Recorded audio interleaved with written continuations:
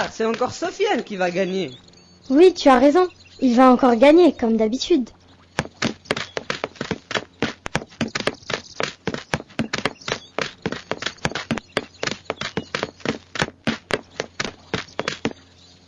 C'est bien, Sofiane. T'as battu le record de la saison.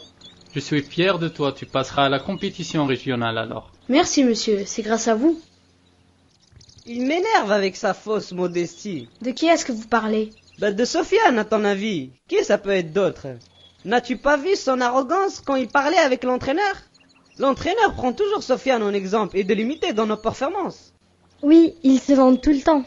C'est lui qui a été choisi pour nous représenter au régional. Pourquoi tu ne dis rien, Yacine? Ce qu'on dit ne te plaît pas? Non, je vous écoute seulement. L'entraînement est fini. Il faut que je me dépêche d'aller me changer. Allah Ta'ala a dit dans le Coran, « Et ne médisez pas les uns des autres. L'un de vous aimerait-il manger la chair de son frère mort? Non, vous en aurez horreur. Et craignez Allah, car Allah est grand accueillant au repentir, très miséricordieux. » Qu'est-ce que Dieu a voulu nous dire dans ce verset? La médisance. Et qu'est-ce que la médisance? La médisance consiste à évoquer le défaut de quelqu'un pendant son absence. Et si ce défaut est véridique, est-ce que c'est de la médisance? Écoute le hadith du prophète sallallahu alayhi wa sallam qui dit Sallallahu alayhi wa sallam. Selon Abu Huraira, savez-vous ce qu'est la médisance? Ils dirent Dieu et son messager le savent mieux que nous. Il dit c'est quand tu dis à propos de ton frère des choses qu'il n'aime pas.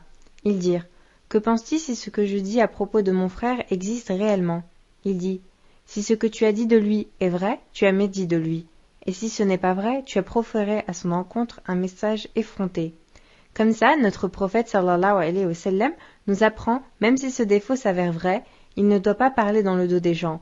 Même si ce défaut n'existe pas, tu as commis 2 péchés, la médisance et le mensonge. La médisance n'est possible que par la parole? Non, Samy, la médisance peut s'exprimer par plusieurs moyens. C'est la médisance non verbale. Gestes, actes, écriture exprimant et désignant une personne de manière déplaisante.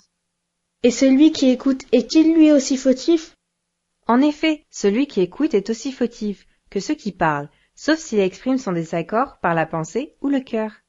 Et comment doit-il dénoncer? Il doit couper la parole du pécheur. Il doit défendre la victime et lui rendre sa dignité.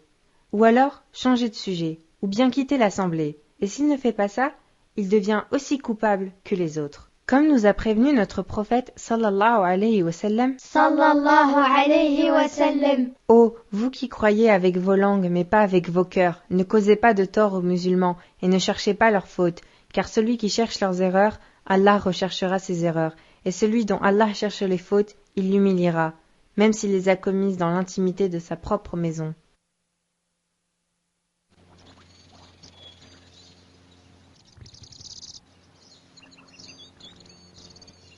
À cause de vous, j'ai commis un péché involontaire. Je ne savais pas que c'était aussi grave. Je ne pensais pas que parler de ces défauts qui existent vraiment était de la médisance. Et moi aussi. Je ne pensais pas que les signes comme montrer du doigt ou clin d'œil faisaient partie de la médisance. Quant à moi, lorsque vous en avez parlé, je ne vous ai pas arrêté alors que vous étiez en tort. Comme la Mu'allima nous a dit, pour que Dieu nous pardonne après que l'on ait parlé dans le dos de quelqu'un, il faut qu'on arrête la médisance, que l'on répète plus jamais ce péché. Il faut aussi demander pardon à la personne concernée si elle a entendu parler de vos propos. Et s'il n'en a pas entendu parler? La Mu'allima nous a dit, il ne faut pas lui répéter. Il faut faire des invocations pour cette personne. À partir de maintenant, je ferai beaucoup d'invocations à notre cher frère Sofiane. Et je ne parlerai qu'en bien de Sofiane.